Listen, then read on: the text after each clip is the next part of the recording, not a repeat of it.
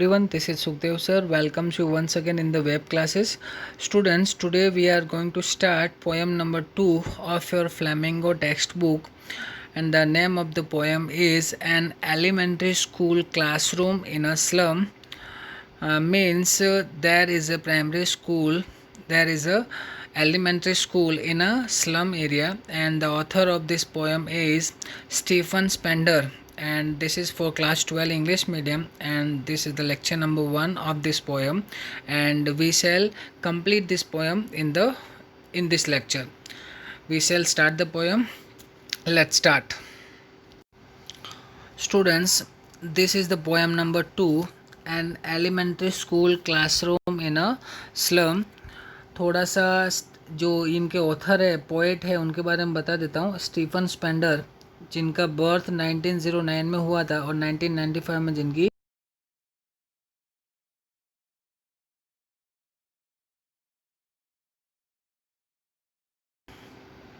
Students यहाँ पर आपको दिया हुआ है बिफोर यू रीड. ये पोएम के बेस पे ही है. Have you ever visited or seen an elementary school in a slum, what does it look like. Means ये आपको ऐसा पूछ रहे हैं कि कभी आपने कोई स्कूल के अंदर विज़िट किया है जो स्लम एरिया में आई हुई है. स्लम का मतलब समझते हैं, जो झोपड़पट्टी टाइप के विस्तार होते हैं ना, उन एरिया को कभी जाके देखा जहाँ पर बस्ती बहुत गंदी होती है, जहाँ पर मतलब प्रॉपर एटमॉस्फेयर किसी भी चीज़ का नहीं होता ना, उनके खाने पहनने का, रहने का, किसी भी टाइप का कोई व्यवस्थित चीज़ें दिखाई नहीं देती है. ऐसे एरिया के अंदर कभी जाके देखा है आपने स्कूल का एटमॉस्फेयर क्या है, वहाँ की लोकेशन कैसी है, वहाँ लोग किस तरीके से अपनी लाइफ जीते हैं, स्पेशली वहाँ के बच्चे और वहाँ के स्कूल देखिए, कभी विज़िट किए. नहीं की है तो चलिए वहाँ की कंडीशंस के बारे में मैं आपको थोड़ा बहुत बता देता हूँ. पोएम का स्टेंजा नंबर 1 है, वो स्टार्ट कर रहा हूँ. Far far from gusty waves these children faces. Far far from gusty waves these children's faces, like rootless weeds, the hair torn round their pallor, the tall girl with her weight down head, the paper seeming boy with red eyes, the slanted unlucky hair of twisted bones, reciting a father's gnarled disease, his lesson from his desk at back of the dim class, unnoted, sweet and young, his eyes live in a dream of squirrel's game in tree room other than this. ये जो है first stanza of this poem.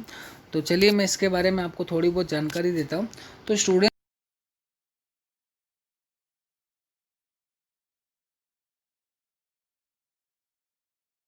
And miserable, वहाँ के बच्चों का जो look होता है नॉर्मली हम देख नहीं पाते हैं, क्योंकि हम जो है हमको बेसिक नेसेसिटीज़ के साथ में एडवांस फैसिलिटीज़ भी मिली हुई है, तो हमने कभी वो चीज़ को एक्सपीरियंस किया नहीं है. तो मूवीज़ के अंदर अक्सर आप देखते होंगे, like slum dog millionaire movie के अंदर बताया होगा वहाँ पर झोपड़पट्टी विस्तार के बच्चे जो होते हैं किस टाइप के होते हैं और वहाँ की जो स्कूल्स का एटमॉस्फेयर होता है वो कैसा होता है. They have pale and lifeless faces. बगन far far from gusty waves this children faces. इन बच्चों के जो फेसिस होते हैं वो कैसे होते हैं? पेल. पेल मतलब जिनकी शाइनिंग चली गई हो, जिनके फेस पे किसी भी टाइप का साइन ना हो. एंड लाइफलेस फेसिस, और जैसा लगता है कि उनके चेहरे देख के ऐसा लगता है कि ये मॉल न्यूट्रिशन, मतलब प्रॉपर वे में इनको फूड नहीं मिलता, रहने की कोई व्यवस्था नहीं है. लाइक बोलते हैं चेहरा किसी का देखते तो ऐसा लगता ही नहीं कि वो जिंदा है, जस्ट दिख रहा है, उसका प्रेजेंस दिखेगा लेकिन उसका अपीयरेंस जो है लगेगा नहीं कि वो अलाइव है. और their disorderly hair are torn around and look like rootless weeds. Second में क्या बोला? Like rootless weeds the hair torn around their pallor. जो उनके जो बाल हैं, टॉर्न अराउंड का मतलब होता है जो बिखरे बिखरे बाल हैं, वो बिखरे हुए बाल जो है व्यवस्थित डिसऑर्डरली है, मतलब उनके फेस पे आ रहे हैं इधर उधर. लाइक बाल कैसे होते हैं उन बच्चों के, कभी व्यवस्थित कॉम्ब नहीं किया होता उन लोगों ने.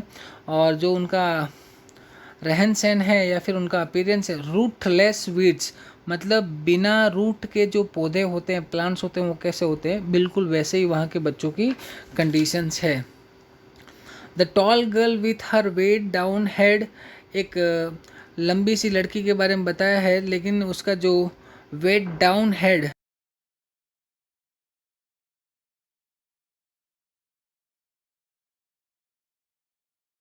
फेस है और उसका हेड नीचे रखा हुआ है। दे हैव स्लंटेड ग्रोथ, यहाँ बोला ना the stunted unlucky, they have stunted growth, उनका विकास रुक चुका है, मतलब बॉडी में किसी भी टाइप की जान बची नहीं है।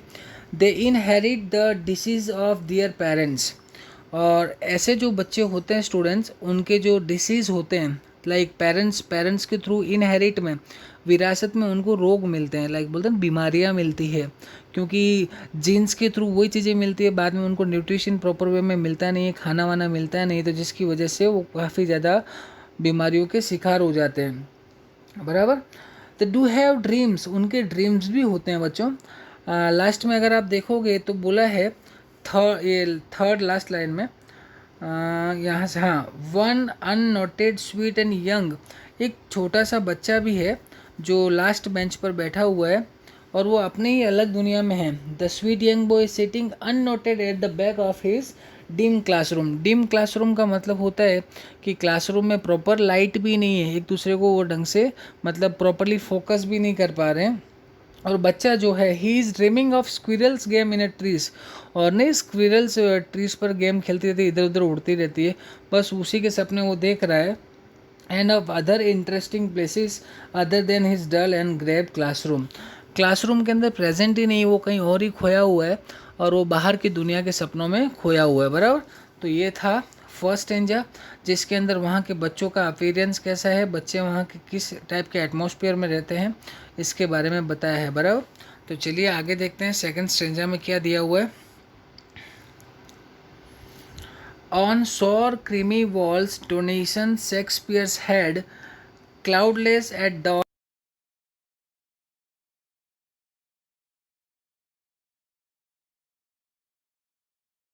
tireless valley, open-handed map, awarding the world its world, and yet for these children, these windows, not this map, their world, where all their futures painted with a fog।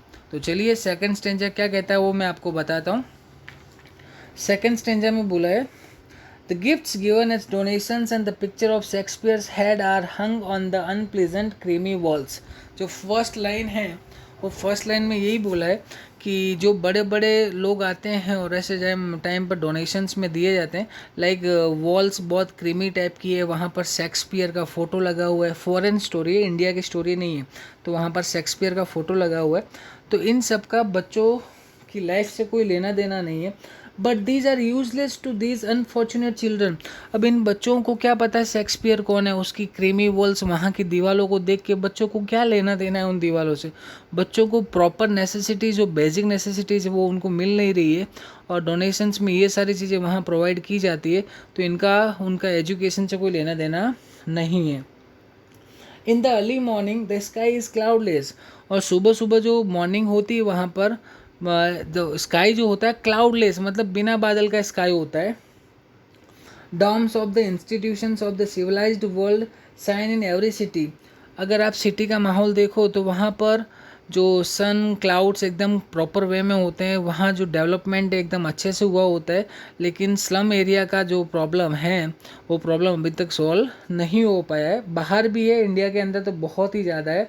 So are they in Tyrol valley, music of bells, fragrance of flowers prevail there, और वहाँ पर जो है music of bells मतलब cities का ये atmosphere बता।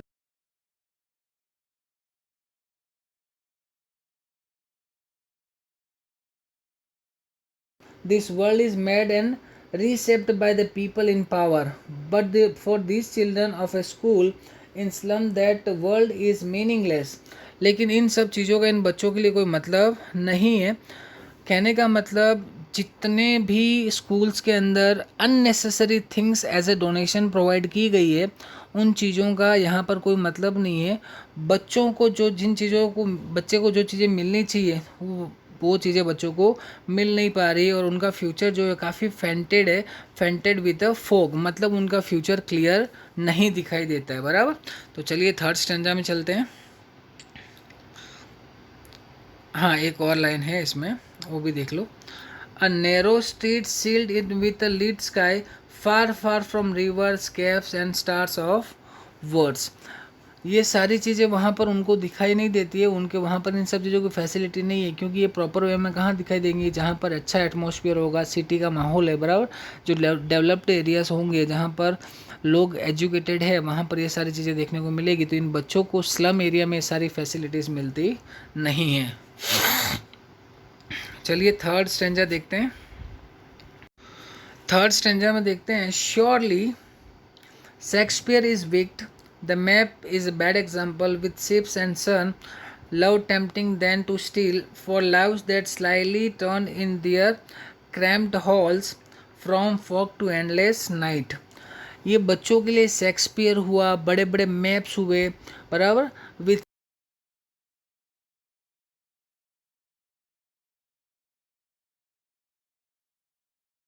को इन सब में इंटरेस्ट नहीं है।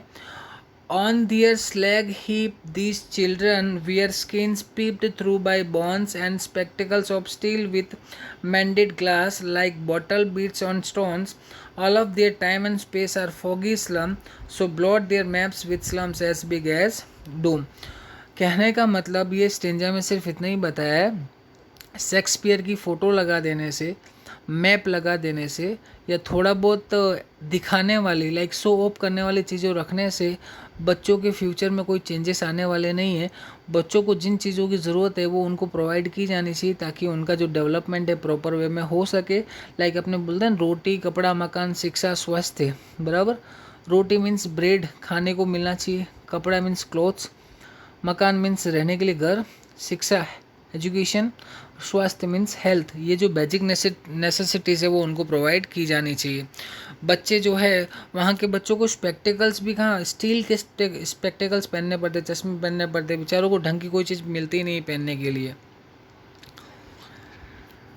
Unless governor, inspector, visitor, this map becomes their window, and these windows that shut upon their lives like catacombs.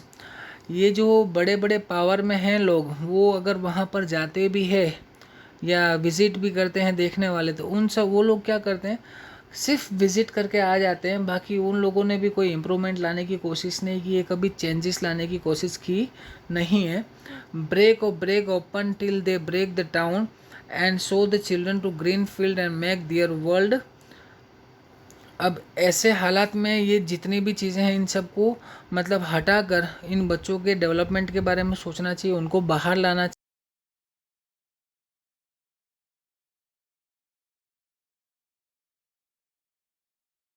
Greenery लाने की ज़रूरत है। Run azure on gold sands and let their tongues run naked into books the white and green lips open history theirs whose language is the sun. कहने का मतलब ये है, उनको इन सब चीज़ों से बाहर निकाल कर एजुकेशन की दुनिया में डालो, ढंग से बच्चे पढ़ सके, उनके लिए उनको बेसिक नेसेसिटीज़ प्रोवाइड करवाओ। अगर वो अच्छे से रहने लगेंगे, खाने पीने लगेंगे, उनका न्यूट्रिशन उनको प्रॉपर वे में मिलेगा, then they all can be educated in a proper way, और उनका एजुकेशन भी ईजी वे में पॉसिबल हो सकता है। ठीक है स्टूडेंट्स, एक बार फिर से इनको कंसाइज वे में आपको मैं बता देता हूँ कि क्या क्या इन स्टेंजर्स के अंदर था। फर्स्ट वाला जो है, फर्स्ट वाले में बच्चों के जो है far far from gusty waves the children, बच्चों के जो फेसिस है वो तेज़ हवा के झोंकों की तरह है, और रूटलेस वीड्स मतलब बिना जड़ों के पौधों के जैसे हैं, और उनके बाल जो है इधर उधर बिखरे हुए हैं। एक लड़की है जिसने अपने वेट उसका झुका हुआ है, मतलब हेड को डाउन करके रखा हुआ है। एक बच्चा जो पेपर की तरह दिखता है, मतलब छोटा सा और चूहे जैसी उसकी आंखें हैं बराबर, और ट्विस्टेड बोन्स, उनकी हड्डियां भी टूटी हुई है, उनको बोलते हैं ना जीन्स में पेरेंट्स के थ्रू बीमारियां ही मिलती है हमेशा। और एक बच्चा जो अपने सपनों की दुनिया में खोया हुआ है। सेकंड स्टेंजा में ये बताया है जिसके अंदर ये बोला है कि मैप या शेक्सपियर या फिर ये जो दिख शो ऑफ करने वाली चीज़ें हैं उन चीज़ों से बच्चों को कोई लेना देना नहीं है। बच्चों को सिर्फ उतना ही प्रोवाइड करो ताकि उनकी बेसिक नेसेसिटीज़ कंप्लीट हो जाए, और वो अच्छे फ्यूचर, उनका जो धुंधला भविष्य है, फॉगी फ्यूचर है, उसको अपने क्लियर कर सकें।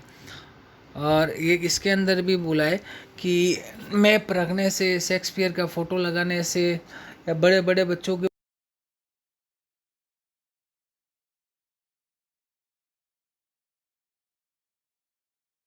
चेंजेस ला सकते हैं, उन लोगों को इन बच्चों के बारे में सोचना चाहिए और उनको एक अच्छा एटमॉस्फेयर प्रोवाइड करवाना चाहिए। That's it for today students. ये पोएम हमारी यहाँ पर कंप्लीट होती है। We shall met in the next video with the new poem और न्यू चैप्टर।